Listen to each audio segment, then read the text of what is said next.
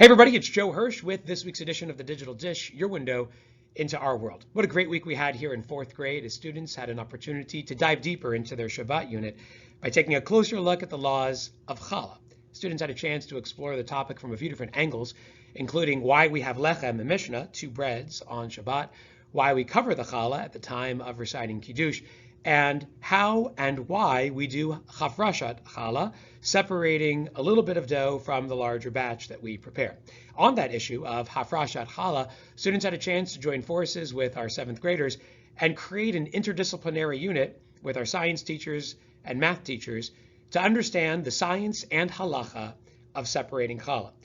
Joining forces with our seventh graders, students looked at the enzymatic properties of yeast, had a chance to engage in some volumetric measurements to take a before and after look at dough before it rose and after, and also to understand the concept of hafrashat challah, a biblical mitzvah, in a modern perspective. What does it mean to separate a little bit of challah from a larger batch?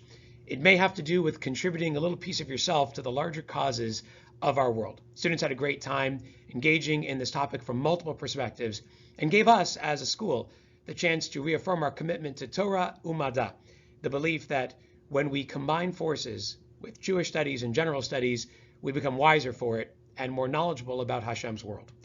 Outside of our studies of Hilchot Shabbat, students began in earnest to explore the laws of Kriyat Shema as it appears in the first and second Mishnayot in Masechet Brachot. We first examined the earliest and latest times for saying evening Shema, which everyone agrees can start as soon as nightfall occurs, when 3 stars appear in the nighttime sky.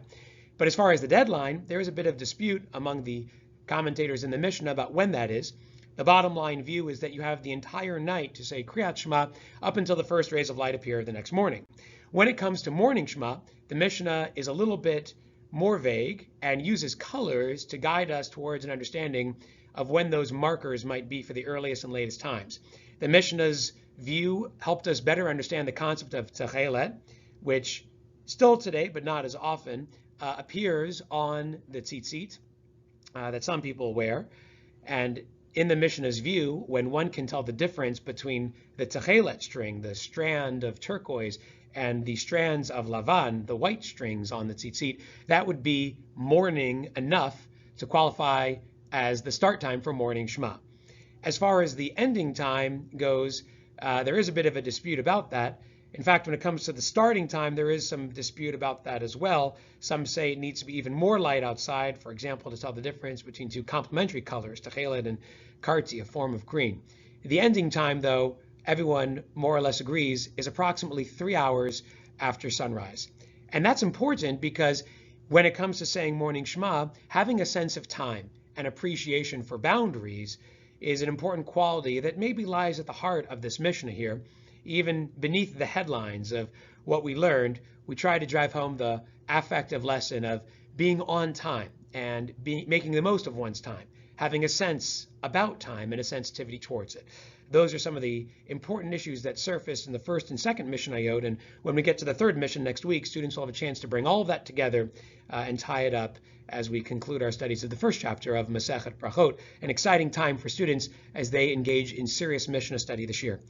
What an amazing week. We had the opportunity to go deeper and wider all at once, and I'm looking forward to continuing those important conversations with your children next week as we dive deeper into some fascinating topics and return to Navi study.